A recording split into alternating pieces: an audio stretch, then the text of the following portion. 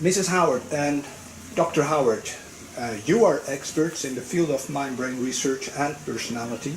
Can you give an introduction of yourselves and your center? We have been together as business people since 1986, when Pierce decided to write a book about the brain in the late 1980s. Literally, we stumbled over the research that was coming out about this new 5-factor model of personality that was coming globally. And as he wrote about this, we decided it was too important to ignore.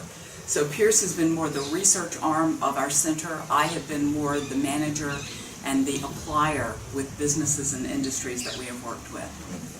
You recently wrote a book about values. What can you say about the current role of values in life and in the workplace? Values are the basis of motivation. There are two kinds of motivation. I would refer to them simply as true motivation and false motivation. False motivation is that instigated by fear, the so-called carrot and the stick. False motivation is prompted by the fear of a beating, for example, or demotion or firing, whereas true motivation is motivation in which what is expected of one matches their values. So if you value materialism and you get high pay, you're motivated to get lots of money to support your material values.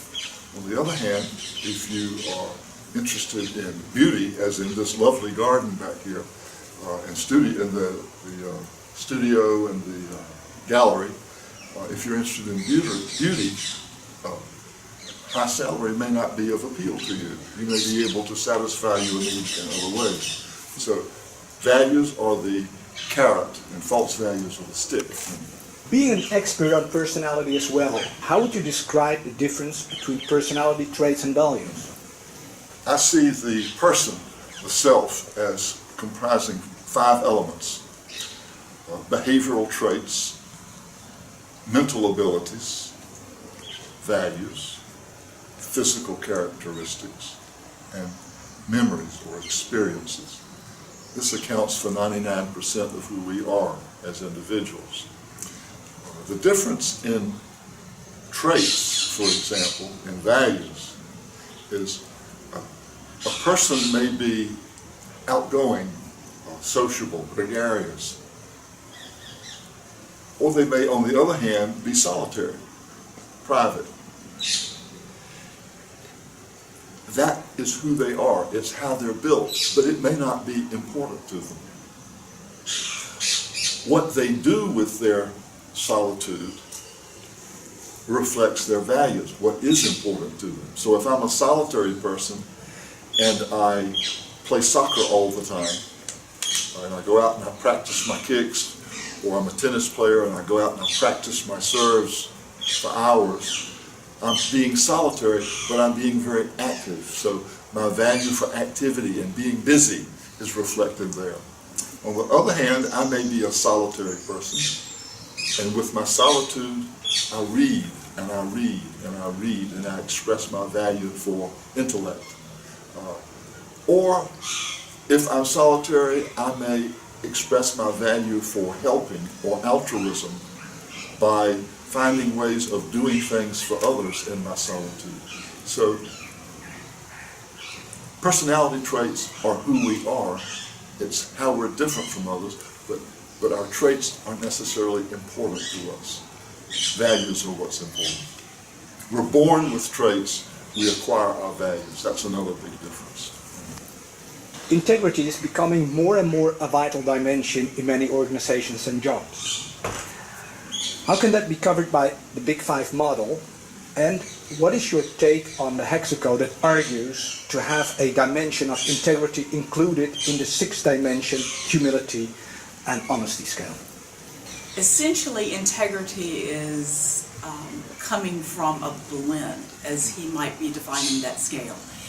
It's someone who's very calm, who's low in what we call need for stability. The literature refers to it often as neuroticism or negative emotionality. And it's also comprised of someone who is high in agreeableness or accommodation, who does what they're told, who adheres to the rules. And it's also comprised of someone who is focused on the goal, what we would call consolidation, what is often called conscientiousness in the literature about the Big Five.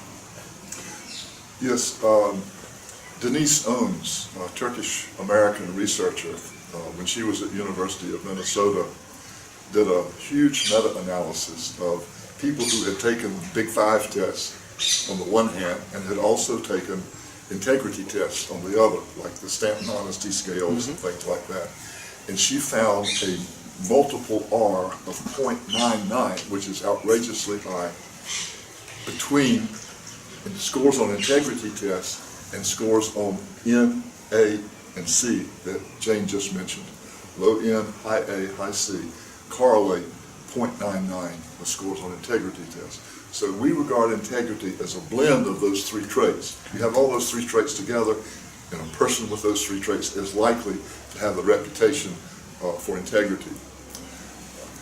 Now, one thing that differs the Big Five from other personality tests is that every dimension is positive. It has a positive N on both ends. High E is a good thing, low E is a good thing, etc. There are no bad scores on the Big Five. Costa and McRae, who have developed the most prominent test of the Big Five, the NEO-PIR, they have deliberately eliminated any aspect of personality that was value-laden as a good thing or a bad thing. So, for example, beautiful is not in there, ugly is not in there, worthless is not in there, worthwhile is not in there. Those are value-laden terms, good or bad. The Big Five, none of the scores are good or bad, it's just who we are. Hexaco has ignored that requirement for measuring personality, and they have added a sixth dimension, which is basically positive valence and negative valence, or in their terms, honest and dishonest. Well, it's certainly desirable to be honest and undesirable to be dishonest. And we would not regard that as a personality trait, but more as something other than that. You've been studying and applying the Big Five theory from the early 80s. What have been the big developments in that theory, and more specifically, what lies ahead of us? Technically, when the five-factor model first emerged, when high-speed computers enabled people to rapidly do research and not have to get in line for the mainframe at the universities and the psychology departments, when this five-factor model emerged, it came out globally. It was being found everywhere. The impressive development since that time has been the relationship between the five-factor model and what we are now learning about biology. What's in our chemicals, what's in our hormones, and those very chemicals and hormones contribute to the person that we are, since most of our personality is directly inherited. It's part of the genes.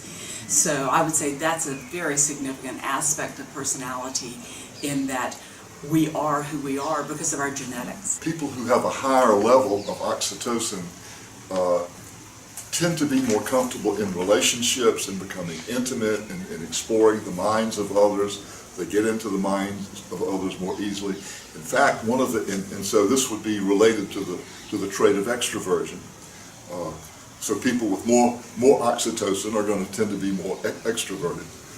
An interesting line of research has to do with autism spectrum, in which we're finding that if you take an atomizer with oxytocin in it and squirt oxytocin in the nostrils of people on the autism spectrum, that they show remarkably positive increases in their relational behavior. So this leads to two dramatic points directly to your question. One is, in terms of identifying personality, we are now working on a biological personality test. We, I mean the research community, not syntax. But we are working on a way to test from spit or blood a person's DNA, and by looking at their biochemical structure, we can estimate their scores on the Big Five. The other dramatic point that we would make is an ethical point, and that is the possibility that we can alter people's personality by taking pills or taking shots. All these new developments in pharmaceuticals and computer technology in and around the workplace, what can we see ahead in terms of possibly dehumanizing or even human obsoleteness? I would make two comments. One, the challenge of the 21st century is to put the right person in the right job. If you put a person whose mental abilities, whose behavioral traits, whose values, whose physical characteristics, and whose experiences fit the requirements of the job or the marriage or whatever the context is that we're putting them in, if the person fits the demands that are being made upon them, that's a happy marriage. And machines are not going to be able to take over that person's job. Machines are, in my opinion, machine workers, robots, etc., can do two things. They can do repetitive work that humans don't like to do so much, but they can also substitute for humans, making decisions that humans might be better at if we had the right, unless we have the right humans in the job. The second part of this is, I don't think that machines of any sort are a threat to the viability of humans long term. I think the biggest threat has been identified by E.O. Wilson, the Harvard entomologist, who wrote a book called Consilience. And in that book, he said the biggest threat to world peace is not machines, it's not bombs, it's not politics, it's not religion. It is groups and cultures that refuse to accept evidence. Simple evidence. Is there evidence that something is true or not true, desirable or not desirable, healthy or unhealthy? And cultures that refuse to allow their citizens to follow the paths of evidence are the biggest threat today. Some believe that the times of questionnaires are over and that we can distill personality, as it were, from analyzing the social data. What is your take on this? Technically, social data is another source. All sources have some sort of error of measurement. We think the best option is to combine the sources, to pull many sources together in order to really have an excellent look at that individual. For example, paper and pencil questionnaires or internet-based questionnaires, they have various sources of error, but social media do too. If you were to look, for example, on my iPhone and look at all of the applications on my iPhone and try to infer my personality from the apps. I mean, I have over 100 apps on my iPhone. You don't know which apps are on there that my grandsons and granddaughters put on my iPhone. And you may assume that Angry Birds, for example, reflects my personality. When it doesn't, it reflects my grandson's personality. And the same thing goes for Facebook and LinkedIn. There may be things on there that I like because it's good for business. Or you like the person. But it's not the real me. And I may endorse something on LinkedIn because I think it's good for syntax. But it doesn't reflect my values. Now that artificial intelligence is being overtaken by artificial cognition, how far do you think are we removed from artificial personalities, and what is it that makes you think so? A very difficult question.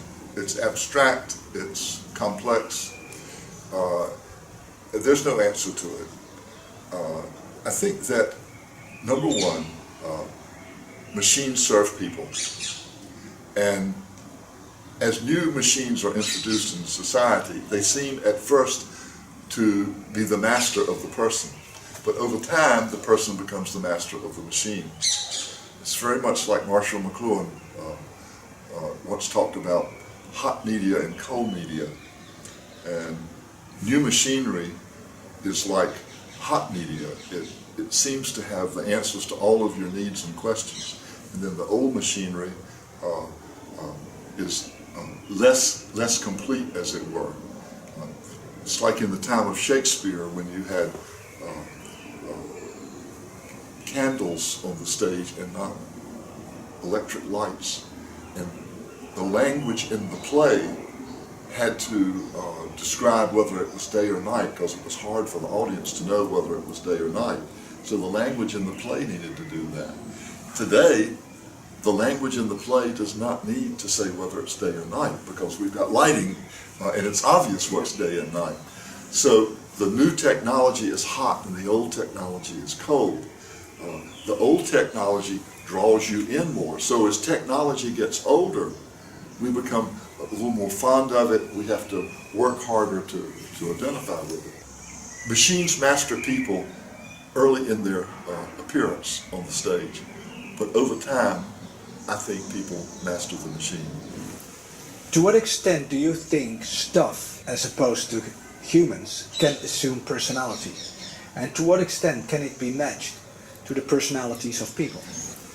Well, we recently had a man from China in Charlotte who specializes in working with automotive manufacturers. And he was talking about Volvo going through a rebranding process in the last 10 years. In the U.S., people who buy Volvos, it's almost 80%, 90% sure that they are a Democrat. They're liberal, they're progressive. Volvo advertised safety. Their cars were said to be like tanks on the highway. You couldn't hurt them. You crash them and you'll survive the crash. So who wants that? It's a person that's not interested in power, they're not interested in materialism, they're not interested in status, they're interested in safety. They want to keep their kids safe, their family safe, and they buy a Volvo. And apparently Volvo has thought that that was confining their marketplace by having such a brand personality. And as a result of trying to broaden the brand personality of their cars, apparently sales have decreased. And they're having second thoughts now about that rebranding process and whether they should go back to the safety image. How can personality and big data play out, for example, in the process of buying durable goods like a house? It's very interesting. As a professor at New Mexico State University, and he is urging that we stop using demographics as a basis for selling stuff. For example, the car dealers in the town that I'm from, Charlotte in North Carolina, the car dealers have traditionally assumed that you look at whether the person is male or female for a particular kind of car. Females wouldn't be interested in this particular Honda. You remember that? Yes. And I didn't like it a bit. yeah, and that males wouldn't be interested in this kind of car and in this sort of thing. And he says that we should not be using demographics like male, female, young, old, that sort of thing, as a basis for targeting customers for products. He says that we should be using the big five personality traits as well as mental ability, intelligence, and I think he's on the money. Businesses don't take individual differences into account. There's another key way that research is done often in the marketing arena, and that is that marketing firms will call in a focus group. In fact, I've been asked to participate in focus groups by marketing companies, and they don't take the personality of the people being interviewed in the focus groups into account.